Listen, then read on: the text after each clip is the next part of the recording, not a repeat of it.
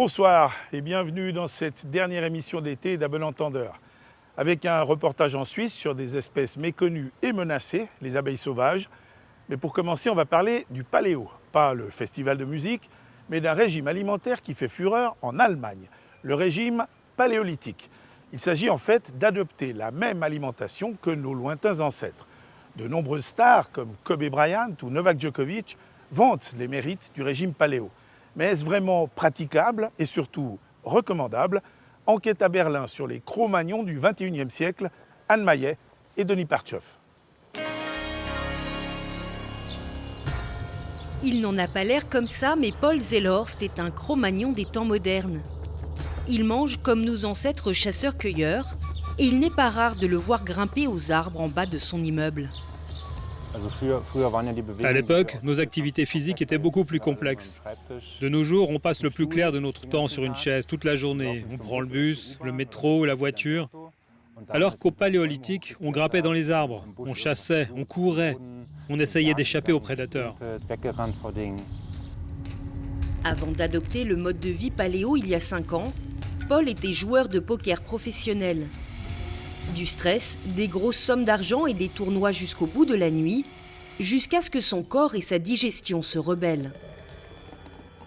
Je n'allais pas vraiment bien à l'époque et j'ai traversé une véritable odyssée médicale. J'ai essayé la médecine traditionnelle, l'homéopathie, l'acupuncture, mais ça n'a pas vraiment aidé. Alors, j'ai testé aussi le régime végétarien, puis végétalien, mais rien n'y a fait. Jusqu'à ce que je teste le régime paléo. Et là, au bout de quelques jours, j'ai commencé à sentir la différence. Au bout d'une semaine, ça allait carrément mieux. Un mois après, j'avais plus d'énergie, j'étais de meilleure humeur, ma peau était plus saine. Et au bout de 6 mois, je voyais à nouveau très clair et je n'avais plus besoin de mes lunettes. Le régime paléo n'autorise que les produits naturels et non transformés. Paul ne consomme donc que des aliments issus de la chasse, de la pêche et surtout de la cueillette. Au supermarché bio, bien sûr, il passe sans s'arrêter devant les produits qui n'existaient pas à l'époque des mammouths. Les céréales, les pâtes, les huiles végétales et les produits laitiers sont donc tabous. Alors quand Paul Zellhorst fait ses courses, son caddie est très vert. Voici une bonne salade qui vient d'Allemagne. J'en prends toujours au moins une car c'est de la production locale et c'est important.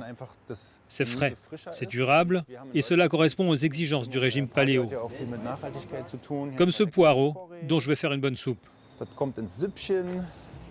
Comme les hommes préhistoriques, les adeptes du paléo consomment pour la plupart également de la viande et du poisson.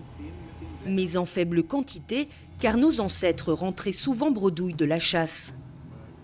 Et là encore, pour rester fidèle au paléolithique, pas question de consommer n'importe quelle viande.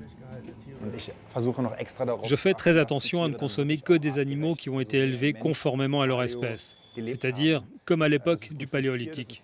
C'est bon pour l'animal, pour moi et pour l'environnement. Le régime paléo consiste donc à manger de bonnes graisses, à supprimer les produits raffinés et augmenter la proportion de végétaux. Plus facile à dire qu'à faire et plutôt onéreux, s'alimenter avec des produits bio comme un néandertalien coûte en moyenne un tiers de plus. Et pourtant, depuis son apparition dans les années 2000, ce régime ne cesse de séduire. Dans les grandes villes comme à Berlin, de plus en plus d'établissements s'inspirent du paléolithique et promettent des repas sains et bons. Dans le restaurant d'Anna Verkorubova, ce gâteau au chocolat a tout l'air d'un vrai. C'est le gâteau parfait. Le vrai gâteau paléo. Sans gluten, sans céréales, sans sucre et sans conservateur. Il est juste fait avec des légumes et du cacao pur. Et il est trop bon. Anna s'est mise au paléo il y a 8 ans. Mannequin de profession, elle a toujours été soucieuse de sa taille et de sa santé. Dans son restaurant, les dattes remplacent le sucre, les pâtes sont végétales, il y a des œufs et du poisson, mais surtout pas de céréales. Quand on souffre de diabète, par exemple, c'est l'alimentation idéale. Mais c'est aussi un régime qui fait vraiment du bien à tous ceux qui vivent une vie stressante et qui demandent énormément d'énergie. La consommation de céréales nous tire vers le bas. Alors que ce régime, avec beaucoup de végétaux, très propres, nous apporte énormément de vitamines. Donc on est plus productif, on est plus frais, plus mince, plus heureux. En fin d'après-midi, quand le restaurant d'Anna ferme ses portes, il se transforme en salle de sport pour une séance de pilates entre copines, elle aussi adepte de cette alimentation ultra saine. Toutes l'affirment, leur objectif ce n'est pas tellement de maigrir, mais de rester en bonne santé. Il y a tellement de produits transformés dans les rayons que c'est devenu vraiment compliqué de bien se nourrir, de trouver des produits naturels. Mais c'est aussi pour ça que cette tendance est si présente aujourd'hui. Les gens ont envie de bien manger. Ce n'était pas encore le cas il y a 10 ans. Cela vaut vraiment le coup de manger sainement. Avant, je mangeais n'importe quoi et ne faisais pas du tout attention. Mais depuis que je mange consciemment, ma vie a changé et je ne pensais pas que ça pouvait être possible. Mais ce régime alimentaire qui coïncide avec de nombreuses recommandations nutritionnelles est néanmoins particulièrement strict, voire bien trop radical pour les spécialistes comme Susanne Klaus. Elle travaille à l'Institut de recherche en nutrition de Potsdam. L'un des aspects qui m'interroge avec ce régime paléo, c'est qu'il est présenté comme le régime sain par excellence, alors qu'on ne sait même pas vraiment comment nos ancêtres s'alimentaient. Pour Susanne Klaus, se priver de céréales que l'homme a commencé à cultiver au néolithique n'a tout simplement pas de sens. Elles sont en effet une source essentielle de fibres et de vitamines. Notre mode de vie et notre développement reposent sur le fait que nous sommes devenus sédentaires et que nous avons commencé à cultiver des céréales. Cela nous a permis de faire des réserves et de garantir notre alimentation. Si l'on décide de revenir à l'âge de pierre, il faudrait qu'on se remette à la chasse, ce qui n'est pas possible pour tout le monde. Donc il faut acheter ces produits en supermarché et il faut se rendre à l'évidence, cela coûte très cher. C'est une sorte de régime de luxe qui est réservé à une certaine catégorie de personnes qui disposent d'un bon revenu. Aucune étude scientifique au long cours n'a encore été menée sur le régime paléo, qui compte pourtant parmi les régimes les plus tendances. D'innombrables sites internet et de blogs y sont dédiés. On y partage des recettes, des conseils et des exercices. À Berlin, des épiceries proposent même des produits paléo et on trouve du pain néandertalien en boulangerie. Il y a quelques années, Paul lui aussi a lancé un site internet et s'est spécialisé dans les produits fermentés, très prisés par la communauté paléo. On organise aussi toutes sortes de congrès en ligne dans le domaine de la santé, sur les maladies auto-immunes, les maladies systémiques, neurologiques ou encore les allergies. Et nos newsletters sont envoyés en tout à environ 80 000 personnes. En quelques années, Paul est devenu l'un des gourous du mouvement en Allemagne. Plus qu'un régime, le paléo pour lui c'est un mode de vie et un business florissant qui répond aux inquiétudes de nombreux consommateurs. Je crois que tout le monde devrait faire attention à son alimentation et faire en sorte que ce soit aussi naturel que possible. Car au final, on ne comprend toujours pas vraiment quel est l'impact réel de notre mode d'alimentation sur la santé.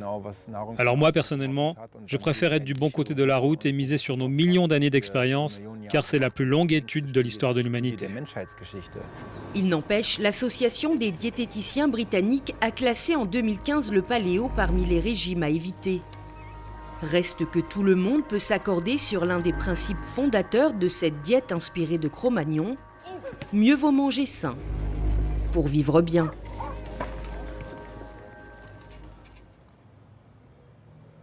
Jean-Christophe Castel, bonjour. Bonjour. Vous êtes un spécialiste de l'alimentation dans la préhistoire. Vous êtes archéozoologue au Muséum d'histoire naturelle de Genève. Vous venez de voir ce reportage sur le régime paléo en Allemagne. À chaud, qu'est-ce que vous en pensez ? Moi, j'en pense beaucoup de bien. Je trouve ça plutôt sympathique de se retourner vers des produits plus basiques, moins transformés, qui sont peut-être plus proches de ce que pouvaient consommer nos grands-parents, nos arrière-grands-parents. Moi, je trouve ça plutôt sympathique. Bon, ce qui est peut-être un peu moins sympathique, c'est que, d'après ce qu'on a pu découvrir, l'homme du Paléolithique ne faisait pas que de chasser, de pêcher et de manger des fruits, mais il mangeait aussi les animaux morts, des charognes. Tout à fait, c'est une des grandes questions qui ont agité le monde des archéologues, des archéozoologues, c'est de savoir quand les hommes préhistoriques sont passés du charognage à la chasse réelle d'animaux de plus en plus grands. Donc le charognage, ça veut dire, pour parler clairement, on trouve un cadavre et on mange l'animal. Voilà, on le piste, ça peut être un animal abattu par des carnivores, et on fait fuir les carnivores pour récupérer la viande de l'animal tué. Ça, c'était quelque chose qui, au Paléolithique, était courant.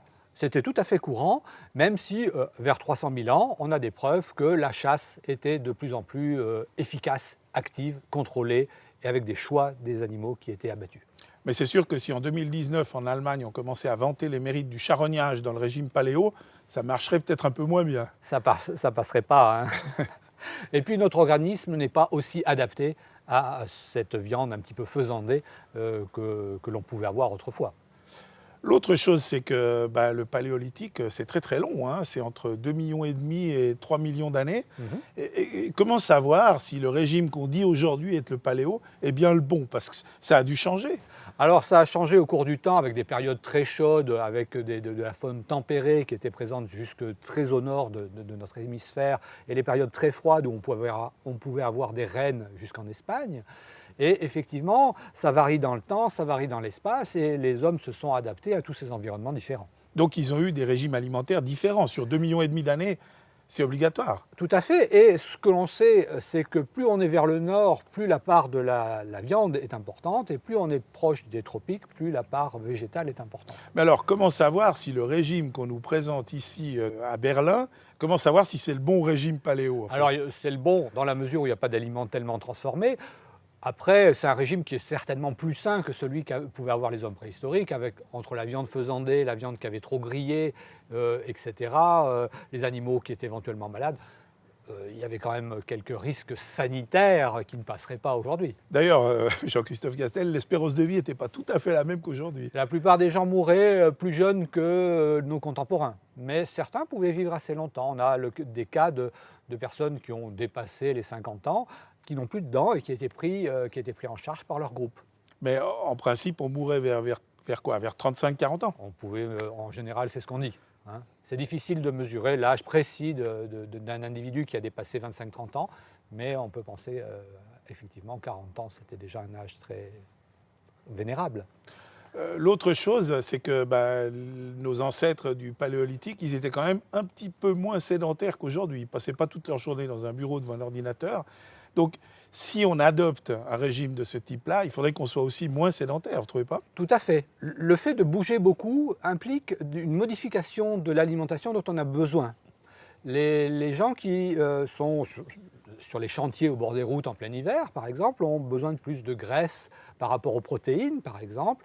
Et puis les sportifs également doivent modifier leur alimentation par rapport aux sédentaires derrière leur ordinateur. Donc ça veut dire que c'est un régime qui convient plutôt à des gens qui bougent déjà plus que nous. Enfin, que vous et moi. Tout à fait. Ou alors il faudrait que nous-mêmes nous bougions un peu plus. Et puis, finalement, Jean-Christophe Castel, comment est-ce qu'on explique cette espèce de nostalgie comme ça pour un régime du début de l'humanité, hein? Qu'est-ce que c'est? Est-ce que les gens veulent revenir à la nature? Est-ce qu'on veut des choses plus simples? Je pense qu'il y a de ça. Il y a de ça. Il y a des choses qui, en fait, existaient simplement dans nos régions à l'époque de nos grands-parents, arrière-grands-parents. Ils ne mangeaient pas tout ce qu'on avait, les rayons dans les supermarchés il n'y avait peut-être même pas de supermarché, les rayons étaient beaucoup plus courts. Et en fait, on a peut-être été trop loin dans ce sens-là. Hein, et les gens de ces grandes métropoles européennes, Berlin ou autres, ont peut-être une volonté de retourner à des choses plus simples, plus directes et mieux maîtrisables aussi.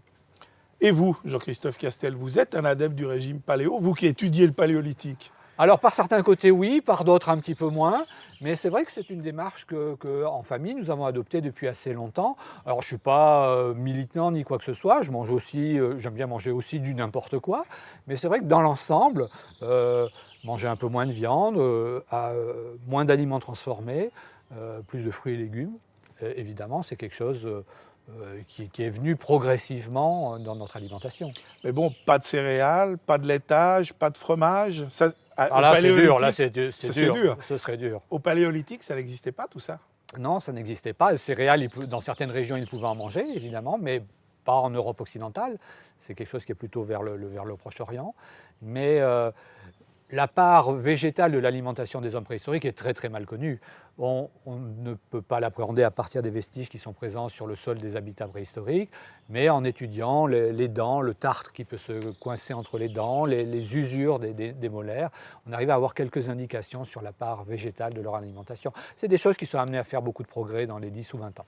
Alors le régime paléo aura peut-être changé d'ici là. Écoutez, Jean-Christophe Castel, en tout cas, merci beaucoup d'être venu nous donner ces éclaircissements et je vous souhaite une très bonne fin de journée. Merci beaucoup et bonne continuation.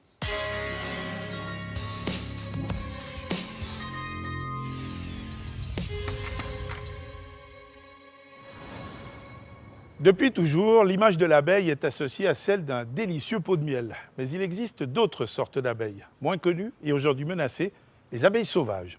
Pour les protéger, on peut ouvrir un hôtel pour abeilles sur sa terrasse ou alors le construire soi-même. Reportage, Anne Delette, Claire Braillard, Pascal Magnin.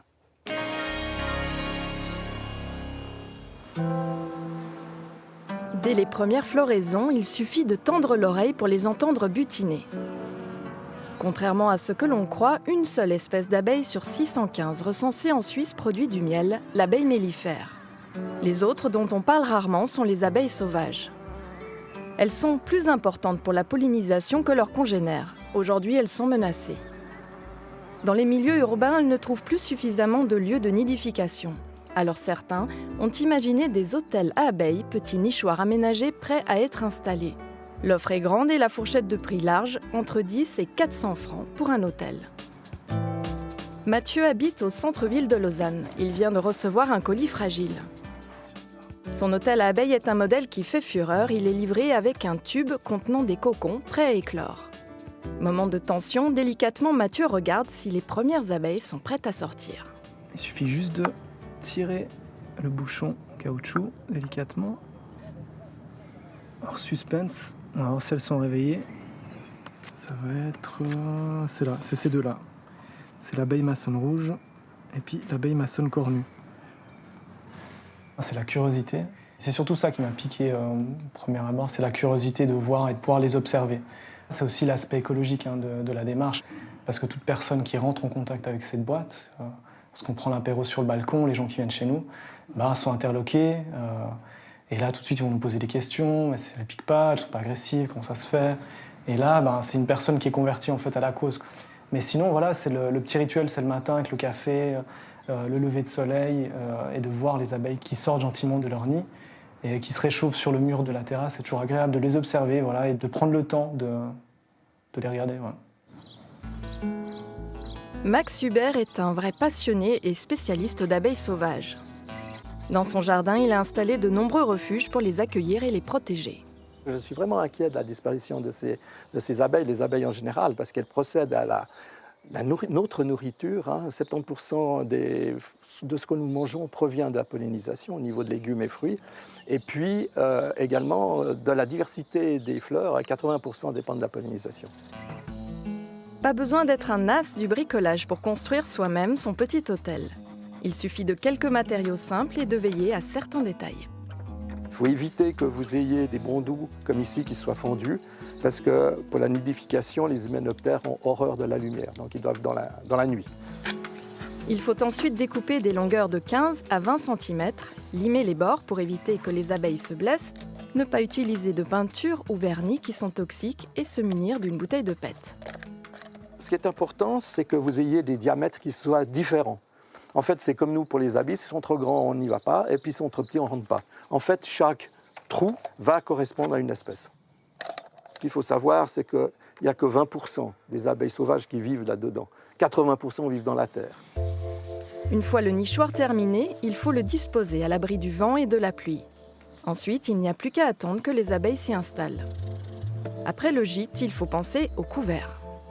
Vous avez deux types de plantes. Vous avez des plantes à plateau, et puis vous avez des plantes qui sont dites à tubes. On a des abeilles sauvages avec des langues courtes, qui vont aller sur les fleurs à plateau et des abeilles à langue longue qui vont aller dans les plantes à tubes. Contrairement aux abeilles mellifères, les abeilles sauvages ne sont pas de grandes voyageuses. Elles restent dans un rayon de 150 à 300 mètres. D'où l'importance pour elles d'avoir à proximité des plantes variées à butiner. Il y a un certain nombre d'abeilles sauvages qui n'ont qu'une seule plante sur laquelle ils se nourrissent. Et si la plante disparaît, l'abeille sauvage disparaît. Et si l'abeille sauvage disparaît, la plante disparaît. Donc ça, c'est important d'avoir cette diversité biologique. Et surtout, laisser les plantes, ce qu'on appelle les mauvaises herbes, les plantes folles, eh bien, pousser dans votre jardin. Réservez un coin. Alors vous pouvez tondre une partie, mais laissez surtout une bande où les abeilles sauvages vont pouvoir s'épanouir et se nourrir. À Lausanne, on l'a compris depuis longtemps, on laisse la nature vivre en ville. Les herbes folles et les fleurs des champs côtoient les jardins bien taillés. Une aubaine pour les abeilles sauvages qui trouvent des fleurs variées pour se nourrir. Ici, on a laissé la place à la nature au retour de ces prairies fleuries, ce qui fait qu'on offre aussi un lieu de nourrissage pour certaines espèces animales, dont les abeilles sauvages. La politique de la ville encourage le développement de prairies fleuries, des cordons boisés, des balcons fleuris, d'hôtels à insectes ou encore des toitures végétalisées. Et les résultats sont positifs, comme ici sur le toit d'un bâtiment administratif où les abeilles viennent se nourrir. On a fait un suivi et au début, donc entre la première année de l'installation de la toiture et la deuxième année, on a recensé plus de 48 espèces d'abeilles sauvages différentes. Et puis on avait aussi une évolution entre la première année et la deuxième année, donc une sorte d'augmentation dans le nombre d'individus récoltés. Quand on voit les efforts déployés par les autorités pour développer la biodiversité en ville, on peut se poser la question si les petits hôtels à abeilles sont utiles ou s'il ne s'agit que d'un phénomène de mode. Il y a un effet de mode dans le fait d'acquérir ces nichoirs.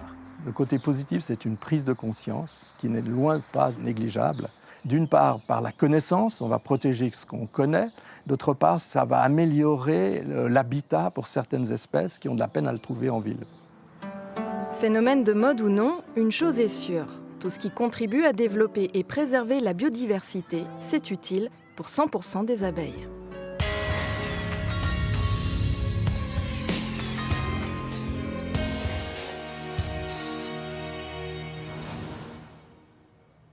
Et voilà, c'était la dernière édition des À bon entendeur version d'été. J'ai eu beaucoup de plaisir à vous accompagner tout au long de cet été dans cette magnifique campagne fribourgeoise.